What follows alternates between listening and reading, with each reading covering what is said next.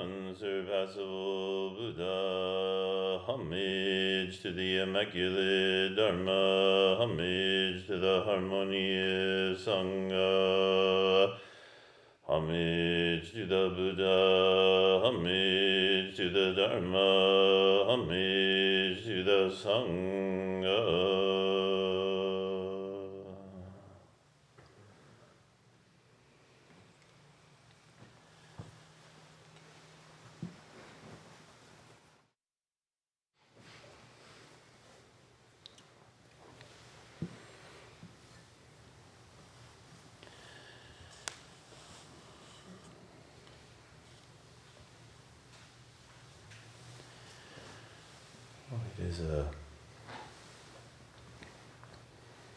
It is a weighty time.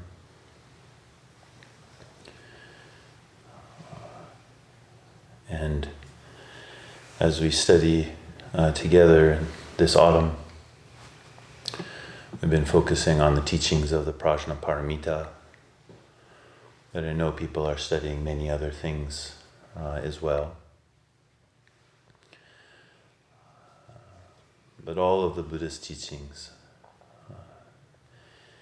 they spring from and return to suffering, to the First Noble Truth.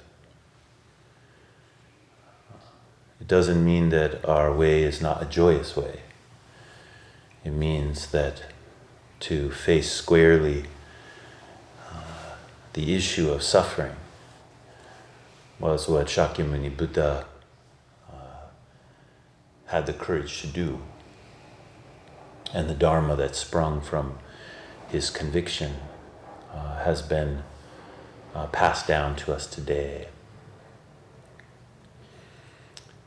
And so, with all of the anxiety over the political situation,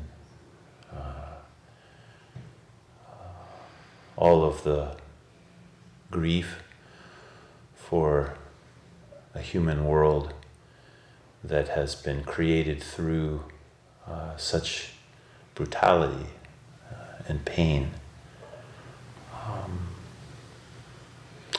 We also have the chance for liberation. We have a stream of Dharma which meets the suffering squarely.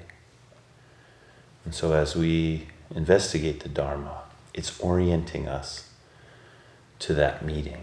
It's orienting us to deep compassion. And so although the Prajnaparamita teachings are wisdom teachings, prajna is usually translated as wisdom, wisdom never comes without compassion. Or if it does, it doesn't qualify as Buddha wisdom. That for wisdom to really be the medicine of the Buddha, it has to be, it has to have the face of compassion, not just the face of wisdom. So this is a hope, what we've been studying, and I'm sure that you have ran into many things, and so these are good opportunities for us to explore in a very direct way, not too complicated, very direct way. What is the way? What is the way to live out this medicine, to receive and to live out this medicine? So I invite you to bring forward whatever is on your mind.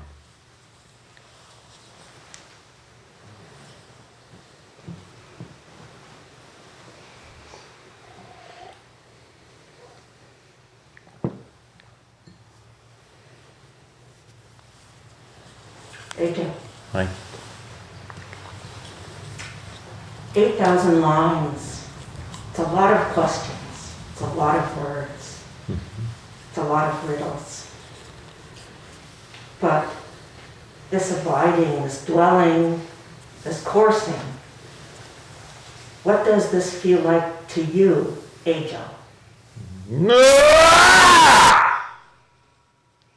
gotta be kidding me. This is what we're doing? Endowed with minds and hearts and bodies that are beyond fathom. And this is what we're doing?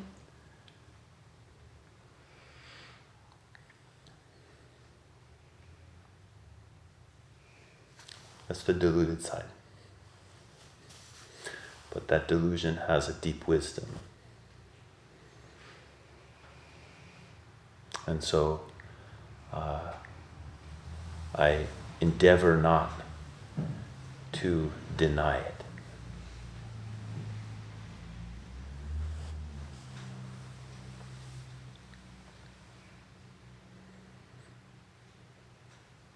You see, we are deeply invested in overcoming, in dominating. And for me, the truth of compassion can also become a story of domination. I want to turn my heart soft. I want to meet everything with graciousness and love. But this is a domination of my exasperated spirit. And so now I'm listening to that.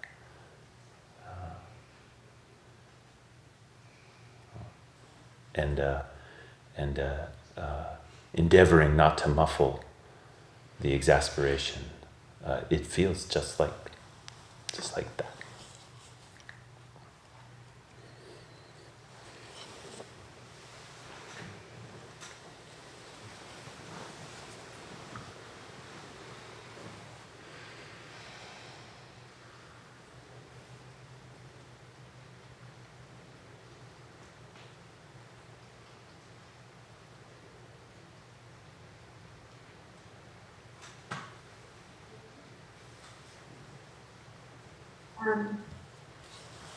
People at this moment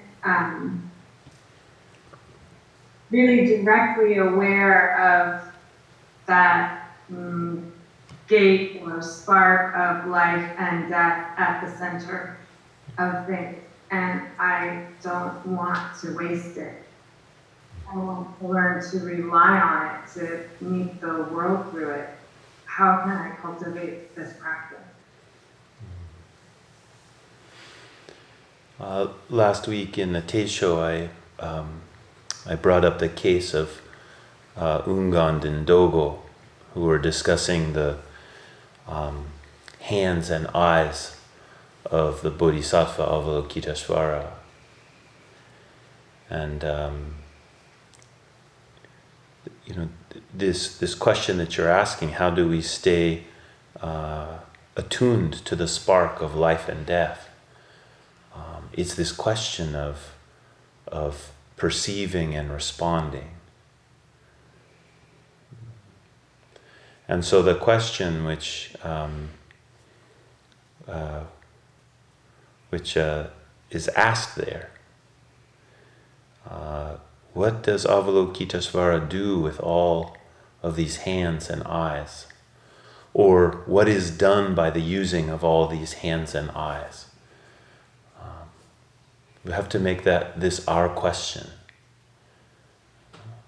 What is a total response? What is not running away from the deep stream of suffering,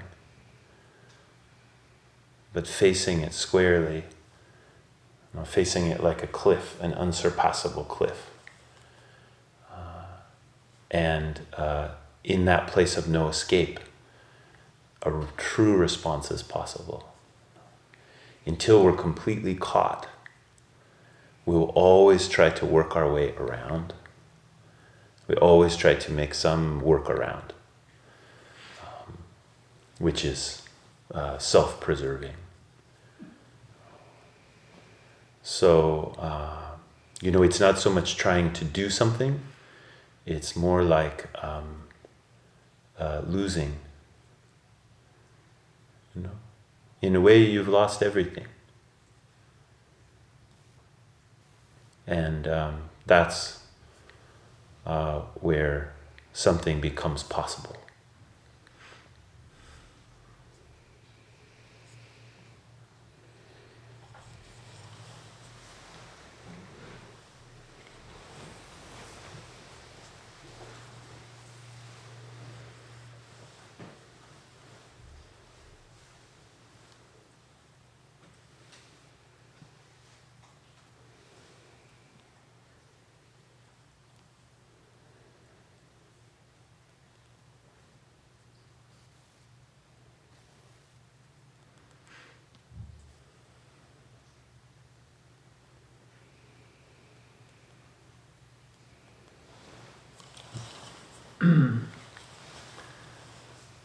I find the hymn to Perfection of Wisdom very inspiring for some years now. But lately I felt like there's too much light, not in a bad way, but where do I find the balance that would be a consort to that in a sense? Yeah.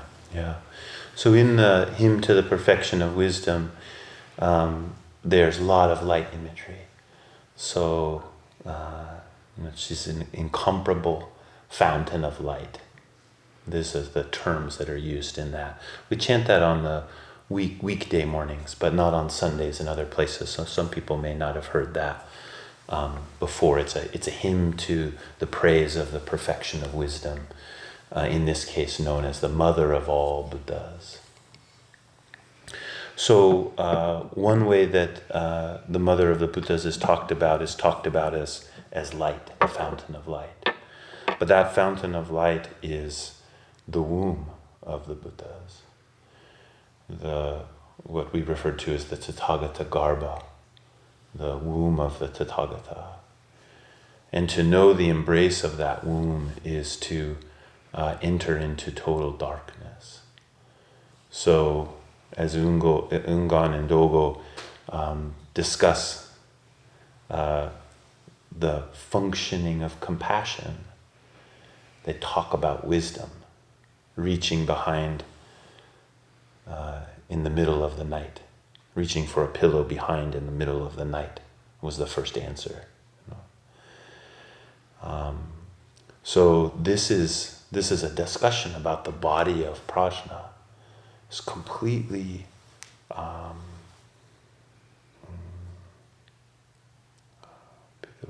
all accepting, completely all accepting, and so no light can escape. It's just like a total darkness. And in our practice, if we are looking for the light, we'll just make something up. And so it's better for us to practice taking the backward step, not moving into something we can see, but moving backwards into the darkness. This is relying on the womb of the Buddha, relying on the dark embrace, which is beyond our conception.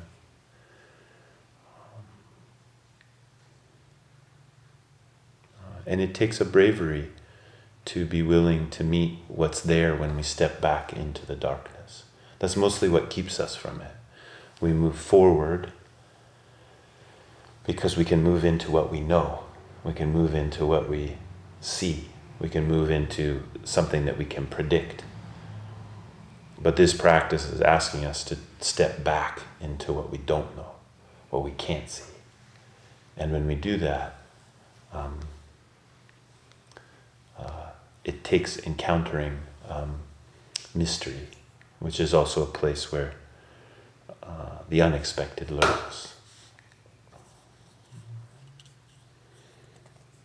So I don't know how direct that instruction is, but does it point you? Yeah, it's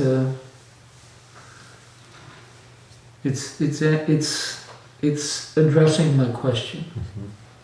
It's giving me some sense of direction, in a sense. No wonder we can think about this is the pupil of the eye. The pupil of the eye is the fountain of light. This is, we think only in terms of light entering the eye, in a kind of functional sense of how the eye functions. But if we think of this pupil, this is the gateway of vision, right? In both directions. It is an aperture of seeing, but it is total absence. It is emptiness. The pupil of the eye is not anything. It looks black, it looks like a disc, but it is simply an aperture. And the womb is like that. It's like the Tao Te Ching, it would say, the function of the wheel is the hub, where there's nothing. The function of the house is not the walls. The function of the house is the empty space inside the walls. And so this principle is also there. So how do we can't see our eye, but we can practice to know consciousness. We can practice to know seeing. But to know seeing, we have to be willing to relinquish the object of seeing. If seeing is just about the object that we grab onto, then we never know of the pupil. We only know of the seeing. And this is it's another way to go at it.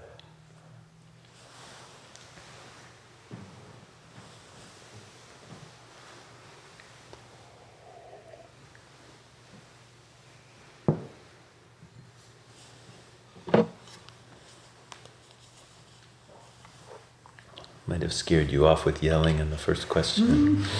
Ejo, Hi. to riff off some of what people have already been talking about in your answers.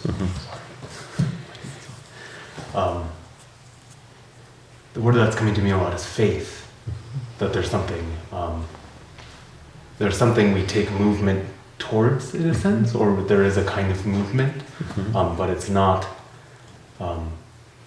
the typical kind of knowing which we usually employ. But I have what is faith? In a Buddha sense, and maybe in what you're talking about, what is relied upon? What is that? So the suffering, the dukkha, is reliable. And it's not a problem to be solved. It's an invitation. And the flow of that dukkha is our faith. And in the practice of that, not just going along saying, oh yeah, life is full of a lot of difficulties, not much can be do about that, so I'm going to emphasize the joy, I'm going to emphasize the good parts and try to just minimize the negative parts. So this is holding it at bay, right? I'm saying to stay deeply connected to that river of pain, as I've been calling it. Right? That river of pain is a river that leads to nirvana. It is a river of nirvana. But it's only our rejection that keeps us from knowing its wisdom. So if I were to say what is faith, faith isn't that we will go to a particular place. Now, faith is moving together, not making an obstruction of suffering. And just to say that, is a pointer. But what deep embrace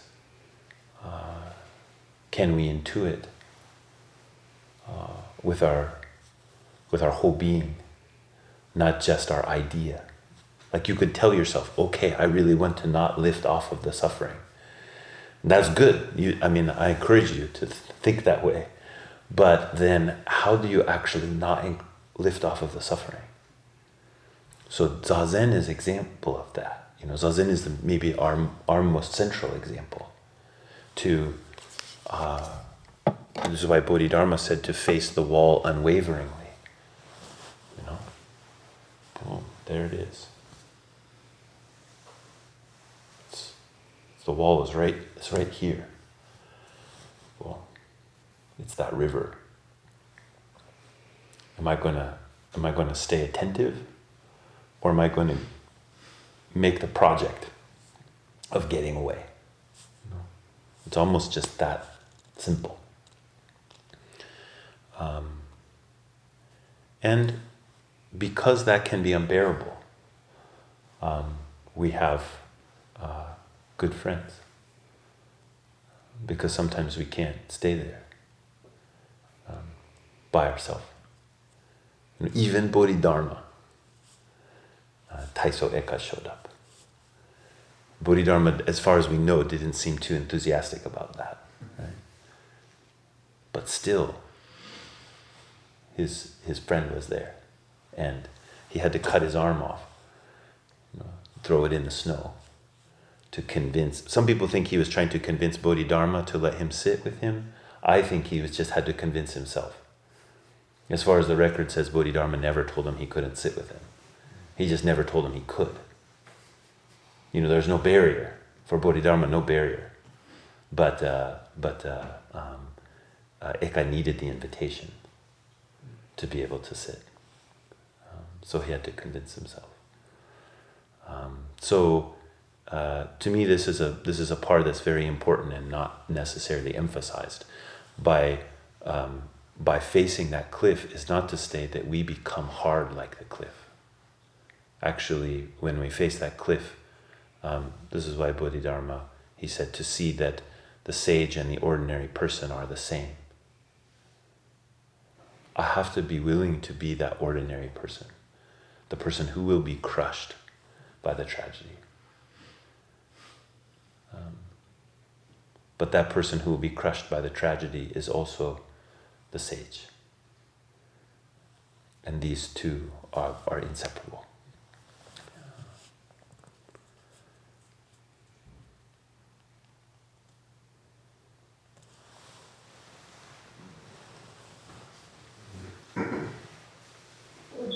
Right? So wisdom, we talk about it as I think it's both an action and a quality. Mm-hmm. But when it comes to cultivating wisdom, Mm-hmm. is that possible? Mm-hmm. If so, how is that? And is it, can it grow? Mm. So we can think about this in two ways. One is wisdom itself is totally ungraspable and is beyond accounting. And in this sense, there's absolutely no growth or shrinking in wisdom. It just is a fact of the total intimacy of life. There's no gap between anything. And a life that is coursing in that truth can mature. And in that maturity, we can talk about wisdom as something to cultivate. But this is very different than gaining it. Gaining it would be capturing something. It's not as if our relationship with it changes. It's just that we learn to rely on it more skillfully or completely. So the example that Kyogen Carlson Roshi would also often give is that of gravity. It would say everyone's relationship to gravity is exactly the same. It doesn't change at all. Right? But there's a big difference between falling down the stairs and walking down the stairs. There's a big difference between gliding across the floor with the dancing steps, and stumbling across. All of them are exactly equal expressions of gravity.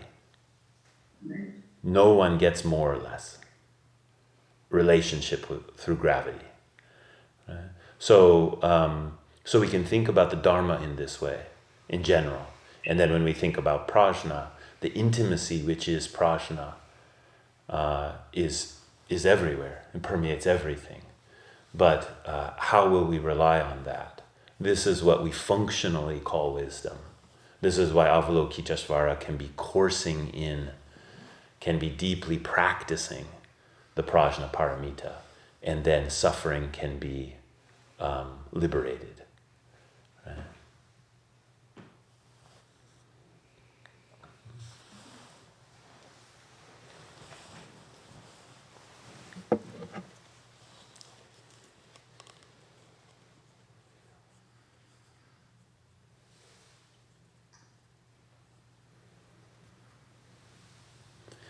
Maybe I'll change the tone just a little bit. How are you?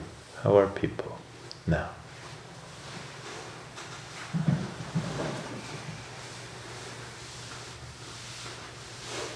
Not good. Yeah.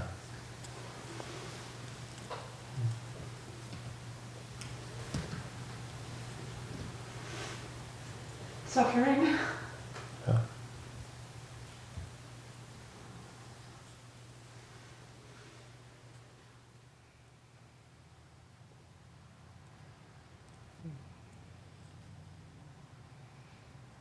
As I was watching the election results come in on Tuesday, and I was looking at that map of the New York Times, that's what I was looking at, with the count. And this thing happened in my mind. I was looking at all of those red and blue states and just a handful of gray ones, over time. And then suddenly, my focus on the states and what color they were and what numbers were beside them shifted to a feeling for all of the people that are populating all of those states. And first it was a feeling like, how could there be so many people voting Trump? That was the first way I experienced it, like feeling the massive number of people. And then I was feeling like, how many, are we voting, because I voted for Biden, was thinking, are we voting for Biden or am I voting against Trump? That was the next feeling I had. And the next feeling I had was, what a sea of suffering. There's person upon person there that is suffering. And again, it doesn't mean it's all suffering, right? I don't mean to be downer here, but that there is this thing, there's this itch that we don't know how to scratch, and this is driving us to take these surface level images of progress or regress or what's right or what's not right, and to cling to them as if they're going to be the solution to our problems. And the political fight is necessary. I believe that totally, but it's not enough. It's not enough. So I think it's important that we are clear about that with ourselves, and then clear about that as we're talking with other people, to express the weight of it.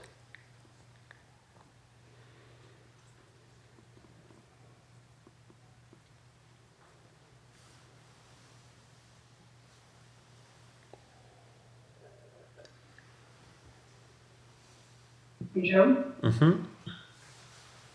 Can I go again? Sure. Can I ask another? Yes? Mm-hmm. For Ejo again. didn't you ask how are we? Yeah. Yeah. Mhm. Well, I think that I experience a thinness of sensitivity or vulnerability that I think is what's happening, not just that I'm in some space, although that's possible, but that it's my response to there's really very little solid ground. Maybe there never was. Yeah. I keep feeling that we're in a cauldron of practice. Yeah. And all the things that we think for years that I'm practicing, and I think we all, many sincerely have been, but there's a way that it's acute now. Yeah. Getting together on Sunday, it was exquisitely wonderful. And of course, we've always liked it, but we expected it to happen the next week. Yeah. So it hadn't happened for a while, and so then I say, well, this is the level of appreciation that should be happening all the time. Yeah. About whatever the thing is, being able to have coffee with someone, in any of the small things that seem exquisite now because we don't do them all the time. And I'm just using that as a metaphor. So how I am is it's somewhat moment to moment, and that's also maybe how it ought to be all the time. But I can't really. So anyway, I'm just going on. But that's how I am, and I think from what I hear, it's how a lot of people are. Yeah.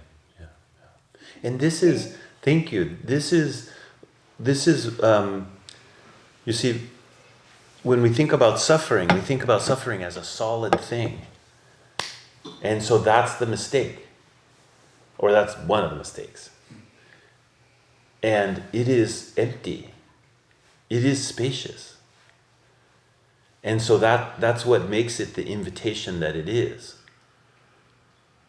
So if we think about impermanence, for example, like normally, I think that's a very good example. We come on a Sunday, we enjoy ourselves, we have fellowship, we care for each other, and then we expect it's going to happen next week.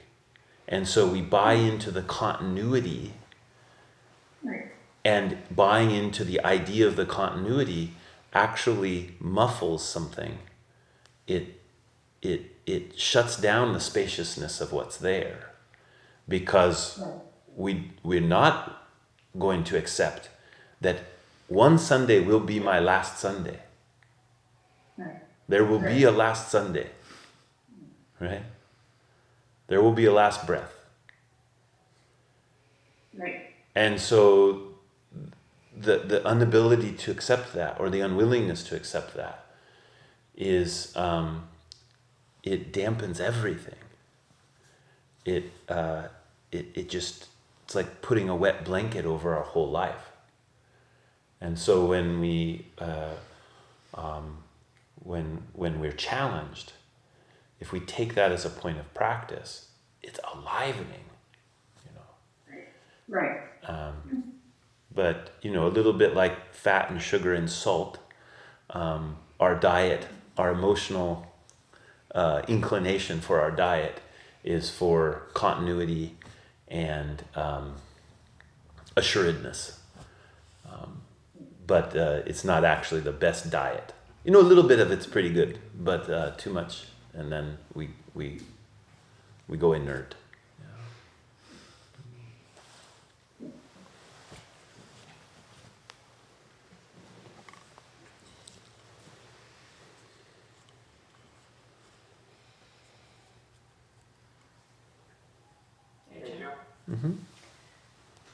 This goes back to an earlier. This goes back to an earlier point that we were talking about, but it's a question I have about prajna. Yeah. And this line keeps catching me. We relying on prajna paramita, and I keep coming back to that and thinking, how am I actually doing that? Yeah. How do I actually rely on prajna? Yeah. So the first thing is that the reliance isn't a one-time act or even a moment of relying that's then followed by moments of now you've relied and so it just keeps going. It's a continual practice of relying. And the way that we study that continual practice of relying is Zazen. And when I say Zazen, I don't mean the construction of the form. I don't mean holding ourselves in the posture that we've been taught. But I mean the relinquishment which is necessary for the authentic upright sitting to emerge. So, we rock to the right, we rock to the left. This isn't just a warm-up. This is a feeling the right hand side and then letting go of it. Feeling the left hand side, letting go of it. Knowing the importance of both the right and the left, but not holding either one of them, clutching onto either one of them. Then the wholeness of right and left can emerge. And this place in the middle can be discovered. It can be relied upon, right? Not as, okay, this is the middle. It's not the right, it's not the left, it's the middle. We actually have to let go of the right. We have to feel, accept, appreciate, and release. Feel, accept, appreciate, release. And we are doing that over and over. And then as we're sitting, we can feel it happening. Like one side tightens up, and we're releasing. We don't just like move a little bit to the middle. When you do that, pretty soon you end up all kind of jaggedy. Yeah, and you can feel it. You're not really in the center. So that's why that practice and feeling at the base of the spine, where is the emergence of the uprightness, which is open and accepting. Right? And so then the same thing with the forward, and the backward in how this uprightness is. If we move that, not just as a metaphor, but as the actual way, if we think about the way we stretch our mind into the future or into the past, that's what we think, we think like if I could just get rid of the future and get rid of the past, then I will just be in the present. But actually the present is just made up of future and past. I mean, there's no present. There's no place called the present. So we say, oh, my mind's wandering to tomorrow. Oh, what time are we going to get out of here? What time will I be able to go to bed? What time do I have to get up in the morning? What do I have to do tomorrow? Or maybe I don't have anything to do and I'm just dreading not having anything to do. So my mind stretches, So I can appreciate and I can release. Maybe I'm remembering, maybe I did something stupid today, or maybe something was really great and I'm letting it still wash over me, right? I can feel that, it's there, it's present, and I can release. And what we call the present is the relying. So relying on, but not grabbing onto these polarities. We accept and we release. And then the reliance from not taking a fixed position in the right or the left or the forward or the backward or the future or the past. That's where the Bodhisattva's activity arises from. No place to stand, which sounds so challenging. Like I just have to get rid of everything. Well, actually, we do have to get rid of everything. But the getting rid of everything is the finding of this upright being, which is you're totally endowed with. You don't have to go. You don't have to go searching for it in a far off place. You can find it right here. It would be nice if we could just do that, like turn the switch on, and then we're there. But actually, practice requires the continual enacting of that, because we're continually enacting something, right? And so so practice isn't just, well, I'll do that and then it's all fixed. Practice is learning to continually enact that reliance on prajna in all these facets of our life until that stream becomes as natural as all the ways that we don't rely on prajna are natural. All the grasping ways that we try to navigate the world, as they get transformed, then they also can have that uprightness.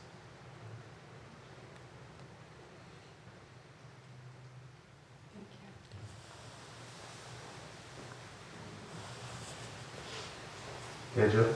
Hi. It seems like if I detect some ability to push something forward or exercise free will,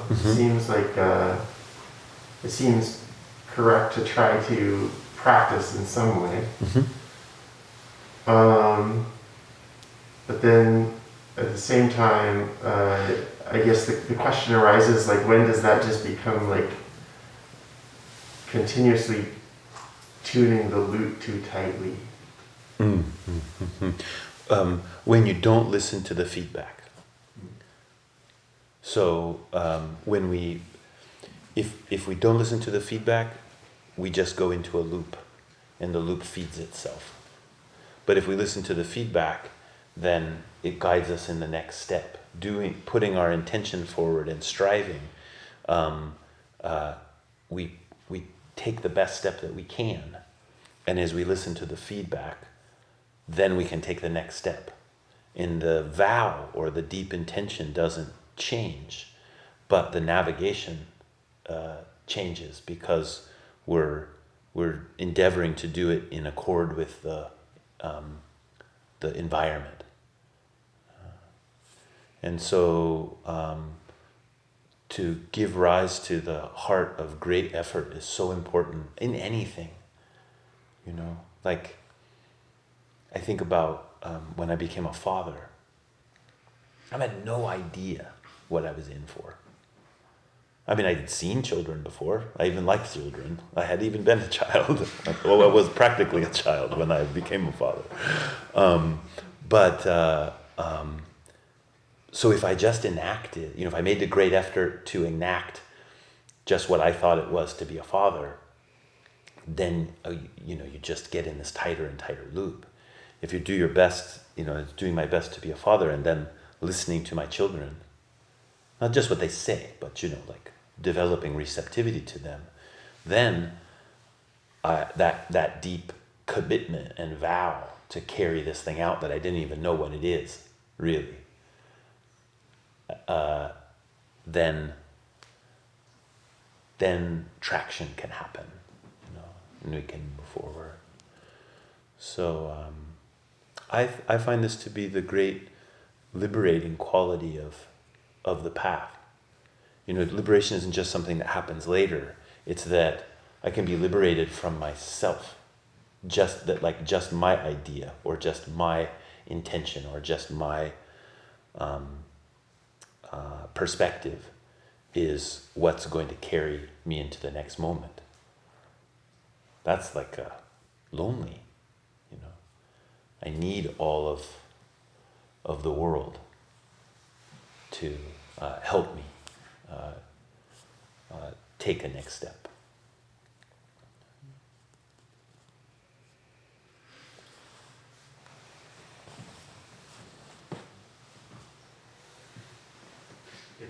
Right. Ejo? Is it? Yeah, maybe he was. I was. Does you want to go first? You can go, Jacob. Mm-hmm. Okay. I came into this with questions on my mind, and then throughout the course of this, I have had questions arising, and yet none of them feel quite like what I want to ask. What I'm left is what is the space of a question? What is the space? of a question? Yes.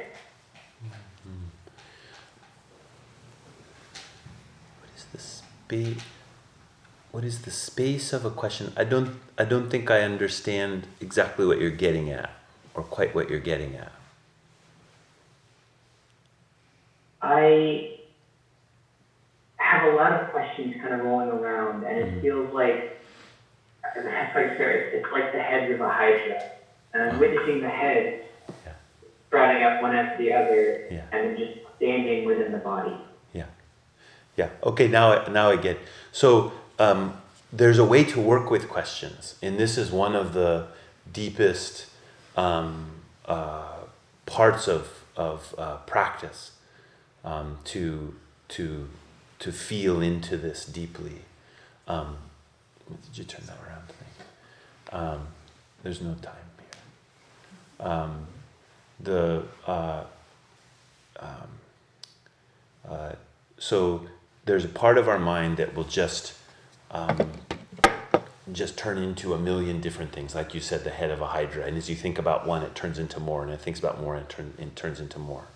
So you can ask any of those questions. It's fine. You can just say, "Oh, this head. Let's talk about that," because it will lead back down to the body, right? It will go back down in. So that's one way to work with a question. Just ask it, whichever one. If there's lots, then it's no problem. You just ask whichever one. But there's another way in which when we're feeling like, oh, I have all these questions, but none of them are they're not really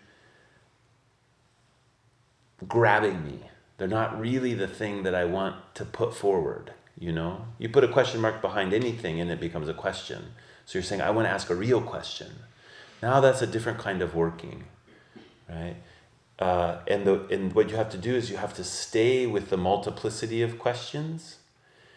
And in the same way that when you go in to try to grab the question, it turns into more and more and more heads. If you just stay with the question and you don't try to answer it, it will start turning into one question. It will start finding its way back to what is underneath and what is a deep and essential question for you. And when you find that question and you can ask it, then something really miraculous happens, right? In a way that we're on the periphery type of a question doesn't happen so easily. So we're leading back down into our own heart, which is where the question comes from in the first place. So I'd encourage you to, with those many, many questions, let them be, don't try to cut off the heads. Just let them be in their fullness, and they will turn into different things, and they will spin around, but just stay there with the question. Don't try to answer it. And you'll start to see it not shrink, but to find its way back home, like to the original head of the hydra. And then ask that one.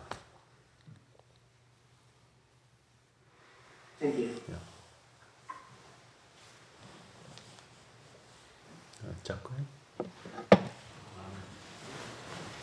Now I am seeing a hydra. Yeah. I've been trying to. You had described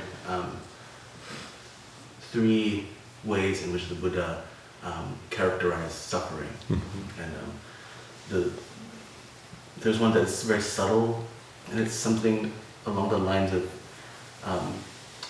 there's a kind of suffering that comes from the fact that all phenomena I experience are conditional.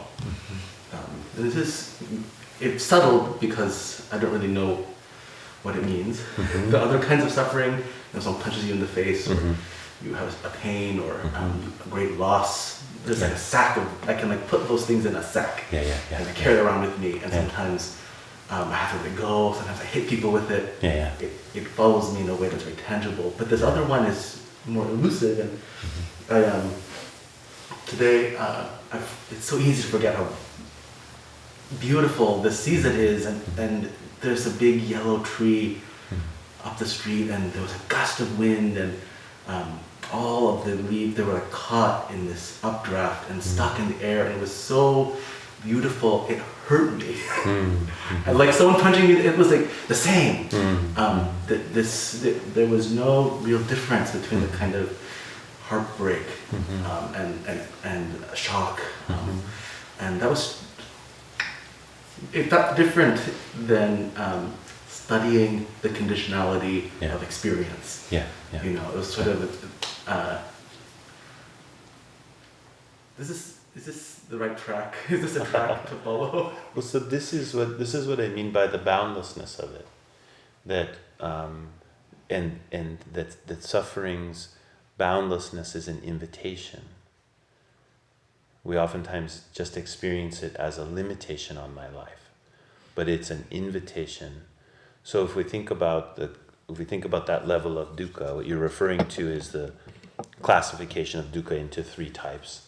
The first one being garden variety suffering, meaning the things we normally would call suffering, like things aren't going well, pain of different kinds. So that's one level of suffering, and is really important. Another level of suffering is that things come and go. So even pleasurable things are suffering because they don't last, right? So that level of suffering is a little more subtle, but we can see it in our life. We can see how it is that we have an anxiousness around loss, for example. That is, there's a thread that's moving through our consciousness all the time in relationship to that. And then this one you're talking about, that phenomena are conditioned. We don't have to stretch it out in time. Things themselves are not what we think they are. And we know that on a deep, deep, deep level. We know that they are ungraspable, that even though our consciousness can hold, I can say, oh, Jaquin, my student, my good friend, I love him.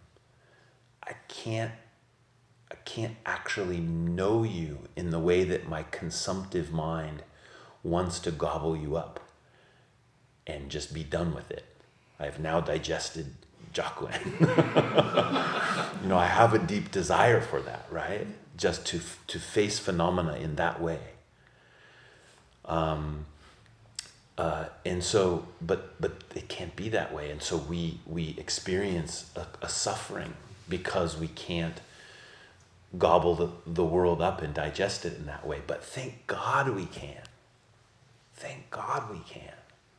Because that would be a whole other kind of suffering that we don't even have. That would just be that, like, it would be just, all hope would be lost. That suffering is where the beauty of our total interpenetration, our total reliance, those leaves blustering up in the air, is both the suffering of the totally conditioned, but it's also the place in which our heart meets the boundlessness. And what we would call suffering and what we call liberation, we can't lift them apart. And this is just exactly what Kuan Yin is coursing in. And this is just exactly how it is that all of those hands and eyes are responding all the time. Because there's no lifting off. There's no lifting off at all. That's the path of the Bodhisattva. So we can learn about that. And for some people, you're an artist, and the aesthetic world, you live there, and you can be touched in a way through that is so profound. But everybody has the world they live in, and everyone will be touched in in different ways. So the reason I say that is I think sometimes, because we're given to aesthetics and poetry, at least at Buddha Eye, and then you might feel like, oh, I don't feel so poetic, or I don't feel so aesthetically driven, and then you can feel a little like, oh, I'm not so zen. But that's not the case. Actually, just feel for it in your life. You know, when you turn the shovel over in the ground and there's a worm that just dances across the soil. You know, okay, I'm getting kind of poetic again. But I mean the actual experience of it, not your, just the kind of aliveness that you feel in your body. When you pay attention, pay attention to that, you can know about this suffering in a different way. And it often takes us, it takes us noticing. It also takes us being willing to stop. I read this kind of dorky thing earlier this evening. I was looking at my wife's Facebook. That's how I get around not having social media, is I look at my wife's if I want to see pictures of friends or something like that. And people, I'm sure some of you are on social media, and just people post dorky things, right? And then every once in a while you read one because you're just trying not to think about too much stuff. And there was one about love. And so apparently they had asked all of these children, like 8 and younger, what love is. And then it's this whole list of the best things that were said. There's sort of a list of 25. And all just kind of stuff that makes you, kind of weepy-eyed. I'm very sappy, so I like that kind of thing. But there was one boy, I think he was 6, and he said, it's like Christmas morning if you just stop opening presents and listen.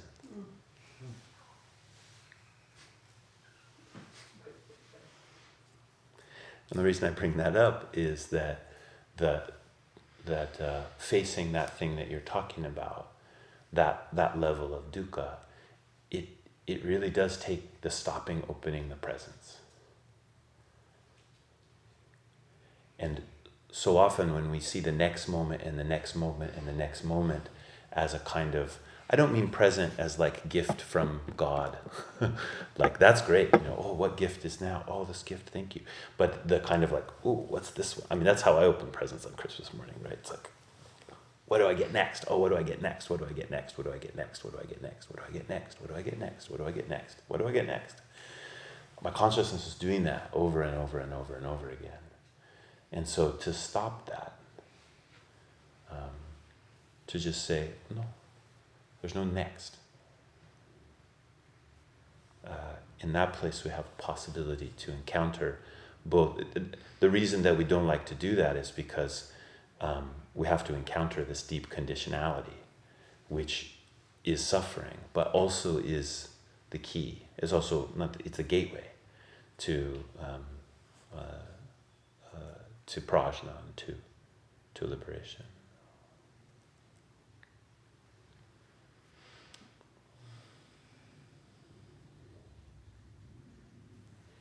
So we're here in the beginning of November, and the world will continue to turn. And for those of you who are in the practice period, we have we're about halfway through. Does that sound right? About halfway through. So the practice that you've been doing, there's a tendency for it to get kind of soft or wishy-washy. Not everybody, but there's a tendency for that. So if you're noticing that if you're a term student and you're noticing that happen, there's no reason for kind of self-flagellation about it, but just recognize it and then reflect back on, okay, why did I decide to do this? Like what was my intention coming forward in this? And then you can just reset that intention. And then rather than forcing your way in, kind of like doubling down with, go in with double awareness of your own being. Go in with double sensitivity to everything that's happening. Let that be where your effort goes, rather than your effort to the image of the kind of iron monk. Because that's what the thing that looks to you like an iron monk, the iron monk is doubling down on sensitivity. That's why they can practice like that, right? They're not doubling down on, well, some are, but they break. They break, that you get brittle when you practice that way.